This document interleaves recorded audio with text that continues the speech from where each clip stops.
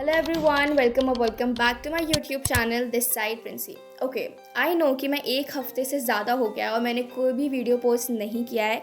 Literally जो मेरे relatives हैं और जो मेरे फ्रेंड्स हैं जिन्होंने मेरा यूट्यूब चैनल सब्सक्राइब किया है, वो मुझे मैसेज कर करके बार बार पूछ रहे थे क्या हो गया, वीडियो क्यों नहीं पोस्ट कर रही है, चैनल बंद कर दिया क्या तूने, पोस्ट कर, हम तेरे सारे वीडियोज़ देखते हैं, वेट कर रहे हैं तेरा। Literally thank you so much guys, तुम लोगों ने इतना सपोर्ट किया और मेरे चैनल को अभी तक अनसब्सक्राइब नहीं किया। और मैं उन लोगों को भी थैंक यू बोलना चाहती हूँ जिन्हें मैं नहीं जानती हूँ और उन्होंने मेरा चैनल डिस्कवर किया और सब्सक्राइब किया है, और वीडियो एक हफ़्ते से ज़्यादा ना पोस्ट करने पे उन्होंने मुझे अनसब्सक्राइब नहीं किया। So thank you so much for waiting and या। तो रीज़न ये नहीं है कि मैं बहुत ज़्यादा लेज़ी हो गई थी या फिर मुझे टाइम नहीं मिल पा रहा था या फिर ऐसा था कि मुझे समझ में नहीं आ रहा था कि मुझे क्या पोस्ट करना है।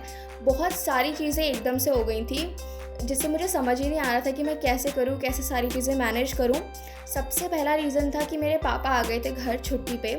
तो देखो, मेरी मम्मी को तो पता है कि मैं यूट्यूब चैनल है मेरा और मैं उस पर वीडियो पोस्ट करती हूँ, लेकिन मेरे पापा को नहीं पता है कि मेरा एक यूट्यूब चैनल है और उसमें मैं वीडियोस पोस्ट करती हूँ।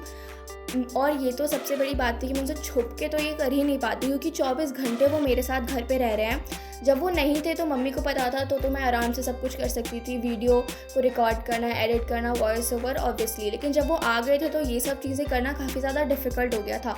तो जो ये वीडियो है जो मैंने बहुत पहले ही रिकॉर्ड कर लिया था जब वो थे, लिटरली मुझे इतना छुप छुप के रिकॉर्ड करना पड़ रहा था, एडिटिंग किया, लेकिन वॉइस ओवर इम्पॉर्टेंट था, वॉइस ओवर ही नहीं कर पा रही थी, तो ऑब्वियसली वीडियो कैसे पोस्ट करती। तो फिर मुझे ऐसे लगा ऐसे तो काम नहीं चलने वाला है, क्योंकि उनको बिना बताए वीडियोस बनाना, फिर बाद में उन्हें किसी और से पता चलेगा, फिर वो मुझे बोलेंगे कि बताया क्यों नहीं। तो आई हैव डिसाइडेड कि ठीक है, अभी जो एक हफ़्ता है वो अभी घर पे हैं छुट्टी पर, उस पूरे एक हफ़्ते में पूरा कंसिस्टेंटली पढ़ूंगी, हार्डवर्क के साथ पढ़ूंगी और मैं उन्हें दिखाऊंगी कि मैं सीरियसली हूँ अपनी स्टडीज़ पे और मैं अपनी स्टडीज़ को मैनेज कर पा रही हूँ। तो मैंने बहुत अच्छे से सब कुछ किया और जो मेरे टेस्ट के स्कोर्स थे वो आए थे, वो मैं आपको बाद में बता दूँगी। मेरे टीचर्स ने भी बात की उनसे कि हाँ ठीक है, अभी तो फर्स्ट टेस्ट है और वो कर सकती है, अच्छा कर रही है। तो ये सब बात होने के बाद मैंने अपने पापा को बताया कि मुझे यूट्यूब पे पोस्ट करना है। मेरा चैनल पहले से ही है, मैंने उस पर वीडियोस पोस्ट किए हैं और मैंने आपके फ़ोन में सब्सक्राइब भी कर रखा है, तो आप देख सकते हो। तो उन्होंने देखा, चेक किया, तो उन्होंने कहा हाँ ठीक है, पोस्ट करना है तुझे तो तू कर ले, बट देखना कि तेरा यूट्यूब चैनल के चक्कर में तेरी जो स्टडीज़ हैं वो अफेक्ट ना हो। तेरा मेन प्रायोरिटी है वो स्टडीज़ ही होनी चाहिए, ये नहीं कि तू स्टडीज़ को साइड करके यूट्यूब पे ही फोकस करे, कंटेंट क्रिएशन पे ही फोकस करे। तो मैंने तो अपने पापा को बहुत क्लियरली बोला कि मेरा यूट्यूब है, जो कंटेंट क्रिएशन है वो स्टडीज़ से ही रिलेटेड होगा। जो मैं पढ़ रही हूँ, जिस तरीके से पढ़ रही हूँ, जो जैसा मेरा दिन है as a student, as a 12th grader, मैं वही लोगों को बता रही हूँ और स्टडी से रिलेटेड ही रहेगा सब कुछ। और मेरी फ़र्स्ट प्रायोरिटी वैसे भी स्टडीज़ है, ऑब्वियसली मेरे 12 बोर्ड्स हैं, मुझे उस पर 95% तक स्कोर करने हैं, तो फर्स्ट प्रायोरिटी तो स्टडी ही होगी। तो वो मान गए, उन्होंने मुझे अलाउ कर दिया कि ठीक है तू पोस्ट कर ले और जो करना है तुझे अब तू कर। अब तूने कहा है कि तू मैनेज कर सकती है तो मैनेज कर ले, लेकिन अगर मैनेज ना हो तो तुझे बंद करना पड़ेगा। तो पापा ने तो हाँ कर दिया है कि हाँ तू बना ले वीडियोस। तो आगे से तो मैं वीडियोस कंटिन्यू करूँगी पोस्ट, क्योंकि अभी वैसे भी वो चले गए हैं वापस, लेकिन आ भी जाएंगे तो अब कोई फ़र्क नहीं पड़ता, उन्होंने मुझे अलाउ कर दिया है। सेकेंड रीज़न ये था कि मैं शादी में गई थी, मेरे एक कज़िन की शादी थी, वो बहुत ज़्यादा क्लोज़ थे, मेरे मौसी के लड़के की शादी थी जिनको मैं बचपन से जानती हूँ, उनके घर आती जाती रहती हूँ और लिटरली हमारा घर पास में ही है, दूर नहीं है। तो हम लोग हर ऐसे वीकेंड पे मिलते रहते हैं, संडे और कोई भी फेस्टिवल होता है तो हम मिलते हैं। तो उनकी शादी पे तो जाना इंपॉर्टेंट था। लिटरली मैं हल्दी मेहंदी में नहीं गई थी और अभी 2-3 फंक्शन होते हैं उनमें नहीं गई। तो उन्होंने बोला था अगर बारात में नहीं आई ना तो मैं तुझे खुद लेने आऊँगा।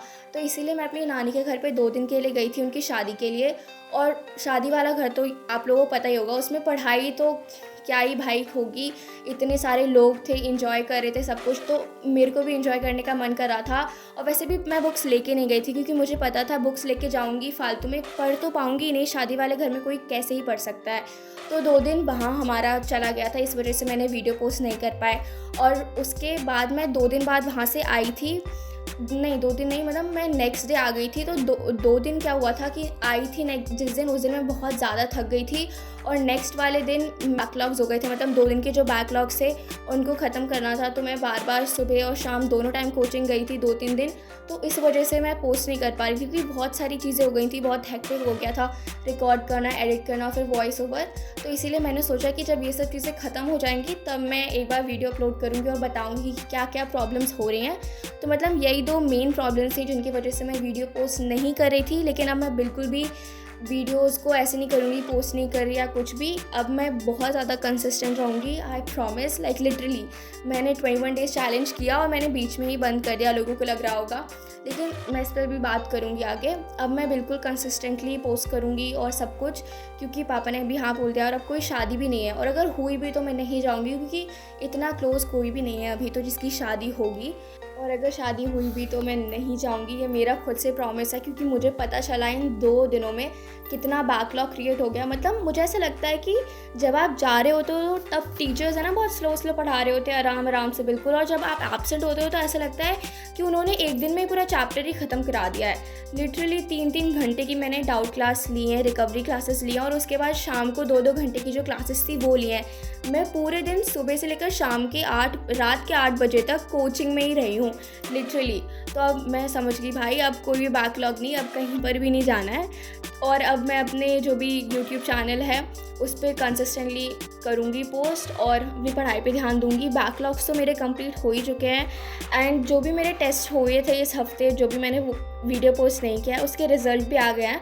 तो जो नेक्स्ट वीडियो होगा मैं उसमें आपको सबके रिज़ल्ट बता दूँगी, बायोलॉजी, केमिस्ट्री एंड फिज़िक्स के। सो या thank you so much for watching.